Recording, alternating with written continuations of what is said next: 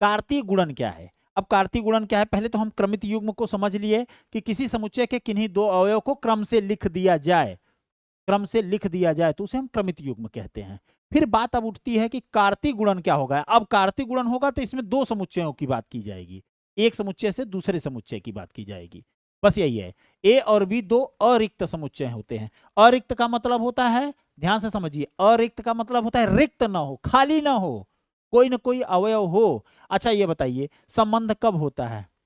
संबंध कब होता है? जैसे आपके घर से आपके मामा के घर या मम्मी का घर कह दीजिए, मम्मी का घर, तो मम्मी के घर में वहां पर कोई ना कोई होना चाहिए उनके रिश्ते में। अब पता चले मम्मी आपकी अकेली थी और नाना नानी आपके देहांत हो चुका है, तो अब वहां पे बचा कौन? तो अब उनसे संबंध करेक्ट नहीं होता, तो उनके उनसे नाना नानी से जो संबंधित लोग हैं घर पे, उनसे हम लोग संबंध बनाए रखते हैं। बाकी इतना मान के चलिए अगर आपके सगे नाना नानी वहां नहीं है, तो फिर जब अरिक्त हो गया ना, रिक्त हो गए, वहां खाली हो गया, तो वहां संबंध बनने के चांसेस खत्म, यानी वहां रिक्त संबंध बनना शुरू हो जाएगा। आगे चर्चा हम करेंगे संबंध की बात, अभी हम संबंध पे आ ही नहीं रहे हैं। कार्तीय गुणन क्या है? कोई दो समुच्चय ले लीजिए ए और बी जो कि खाली ना हो, कम से कम एक अवयव होना चाहिए उसमें। सभी संभव क्रमित युग्म, यानी ए से बी में जो सभी संभव क्रमित युग्म बनेंगे, यानी जो जोड़ा बनेंगे ए कॉमा बी का जो जोड़ा बनेगा, उसे हम क्या करेंगे? उसे ही हम क्या बोलेंगे भाई? ए कामा बी को ए और बी का कार्तीय गुणन कहेंगे। जहां ध्यान रहे तेरा ध्यान किधर है, हाँ सवाल इधर है भाई। हाँ, तो जहां, ये बात आप याद रखिएगा हमेशा के लिए, हमेशा के लिए याद रखिएगा कि जो पहला वाला होना चाहिए वो पहले वाले समुच्चय से बिलोंग करना चाहिए, और जो दूसरा वाला है वो दूसरे से। यानी ए कहां से होना चाहिए? कैपिटल ए से, और बी कहां होना चाहिए? कैपिटल बी से। सर जी इसी बात को हम अगर यहां से लिखना चाहें कि कार्तीय गुणन की परिभाषा क्या है, तो ए क्रॉस बी को ऐसे लिख सकते, या फिर उल्टा बी क्रॉस ए को भी ऐसे लिख सकते हैं। सर थोड़ा सा कम समझ में ना आता है, इस भाषा को थोड़ा सा समझाते हुए चलिए, नहीं तो हम लोगों को दिक्कत हो जाएगी। प्लीज सर, अब आप लोग नहीं बोल रहे हैं तो ये बच्चे ऐसा बोलते हैं दिमाग में, तो हम उस चीज को अभी खत्म करते हैं। कैसे भाई, कैसे खत्म करते हैं, आइए। चलिए, अकेले ही बोले पड़े हैं सर जी, कोई दिक्कत नहीं है, अकेले हैं तो अकेले ही ना बोलेंगे। अब मान लीजिए कोई ए समुच्चय है, 1 2 3, ठीक है सर। बी दूसरा समुच्चय है, मान लीजिए 3 हो गया, तो 4 5 ले लीजिए, ठीक है सर। हाँ, अब अगर इन दोनों में कार्तीय गुणन करना है, ए क्रॉस बी लिखना है। क्या लिखना है? ए क्रॉस बी। चलिए लिखना शुरू करते हैं। क्या सिखाया गया है, परिभाषा थोड़ा सा पढ़ लिया जाए। ए क्रॉस बी का अर्थ है ए और बी का कार्तीय गुणन, ए का बी के साथ कार्तीय गुणन। ध्यान समझिए, ए क्रॉस बी का मतलब है ए का बी के साथ कार्तीय गुणन। तो पहला अवयव ए का आना चाहिए, दूसरा अवयव बी का आना चाहिए। जैसा लिखा गया है वैसा ही भाव होगा। क्या? पहला अवयव ए का, दूसरा अवयव बी का, ये लिखा हुआ है A belongs to A and B belongs to B.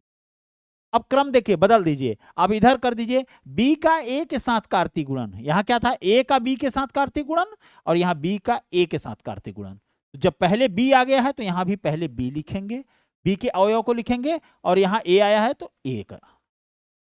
समझ में आ रहा है? Yes sir. क्वेश्चन कर लेते हैं, काम हो जाएगा। अब ए क्रॉस बी लिख रहे हैं तो पहला पहला आप पहले अवयव को लिख लीजिए। चलिए, एक, तो एक का के साथ क्या क्रम बन सकता है? 4 का बन सकता है। एक का क्रम 5 के साथ बन सकता है। बोलिए। हाँ सर, पहला अवयव ए का आना चाहिए, दूसरा अवयव बी का होना चाहिए। तो संभावना क्या हो सकती है? 4 भी आ सकता है और 5 भी आ सकता है। 2 के साथ देख लीजिए कि 2 के साथ क्या होगा? 2 के साथ 4 आ सकता है, और 2 के साथ भी आ सकता है।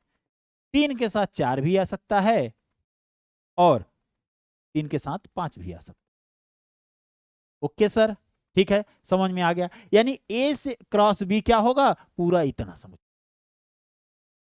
अब मजे की बात सोचिएगा, अब ध्यान की बात अगर हम अभी हम नोट में बताएंगे, पहले एक और बात कर ले। बी क्रॉस ए भी निकाल लीजिए सर जी। अब ध्यान दीजिएगा, पहला अवयव बी का होना चाहिए, दूसरे वाले समुच्चय का, और दूसरा अवयव ए का होना चाहिए। तो पहला 4 लिख लीजिए। 4 के साथ कौन कौन संबंध बना सकता है? 1, 4 के साथ 2, 4 के साथ 3, अब 4 के साथ 4 तो है नहीं, 3 तक हो गया। अब 5 का शुरू करिए। 5 का संबंध 1 से, यानी 5 और 1 का क्या बनाएंगे? पेयर बनाएंगे, क्रमित बनाएंगे, ऑर्डर पेयर। 5 1, 5 2 और 5 3। जरा अब अवयवों की संख्या थोड़ा सा देख लिया जाए। इसमें कुल कितने अवयव हैं? 3 हैं। कितने हैं? 3 हैं। इसमें कुल कितने हैं? 2 अवयव हैं, 1 2। तो आप देख रहे होंगे कि इसमें कितने हैं? 6 हैं क्या? 1 2 3 4 5 6। ये 6 कैसे आया सर जी? दोनों का गुणा कर दीजिए, 3 गुणित्ते। ठीक है, आगे बढ़ते हैं। अब इसमें भी गिनिए, 1 2 3 4 5 6 इसमें भी बन रहा है, लेकिन इसमें 6 जो बन रहा है उस 6 को कैसे लिखेंगे? 2 से 3, यानी 2 गुना 3 लिखिए। अब क्रॉस यहां शब्द मत समझिए, 2 गुना 3 समझने के दृष्टिकोण से इसलिए क्योंकि पहले इसके अवयव की संख्या फिर इसके अवयव की संख्या। अब इस पर एक नोट समझ लिया जाए भाई, नोटेड पॉइंट। क्या नोटेड पॉइंट क्या होगा? कि क्या होगा नोटेड पॉइंट भाई? यदि समुच्चय ए में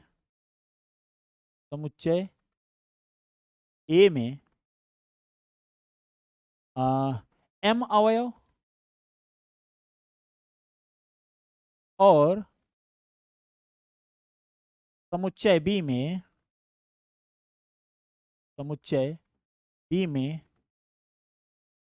n अवयव हूं। कितने? n अवयव हूं। तो a क्रॉस b या b क्रॉस a में कुल यमयन अवयव होंगे। कितने? यमयन अवयव होंगे।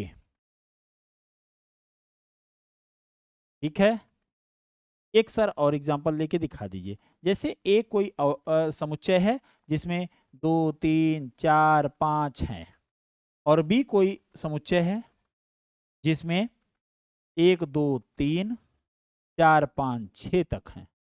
ठीक है, अब मुझे बता दीजिए कि ए क्रॉस बी में कितने अवयव होंगे, या बी क्रॉस ए में कितने अवयव होंगे? जल्दी से बताइए। कमेंट, आप वीडियो को रोक लीजिए और फिर कमेंट में तुरंत बताइए इसका जवाब। देखिए कैसे। इसमें कितने अवयव हैं बेटा? 1 2 3 4, 4 अवयव हैं। तो इसमें कुल कितने अवयव हैं? 4 हैं। ठीक है, इसमें कितने हैं? 6 हैं। कितने हैं? 6 हैं। तो ए क्रॉस बी में कितने होंगे? 4 गुना 6, यानी 4 छंग 24 अवयव होंगे। ठीक है, और बी क्रॉस ए में भी क्या होंगे? 6 गुना 4। अब 6 गुना 4 कहिए, 4 गुना 6 करिए, बात तो एक ही है, आएगा 24। तो ए क्रॉस बी या बी क्रॉस ए में कितने अवयव होंगे? 24 होंगे। इस पर कई बार क्वेश्चन आपको पूछा गया है, आईआईटी जैसे एग्जाम में पूछा गया है, मेंस में। ठीक है, एडवांस में नहीं, सिंपल सा क्वेश्चन है, तो मेंस में पूछा गया है।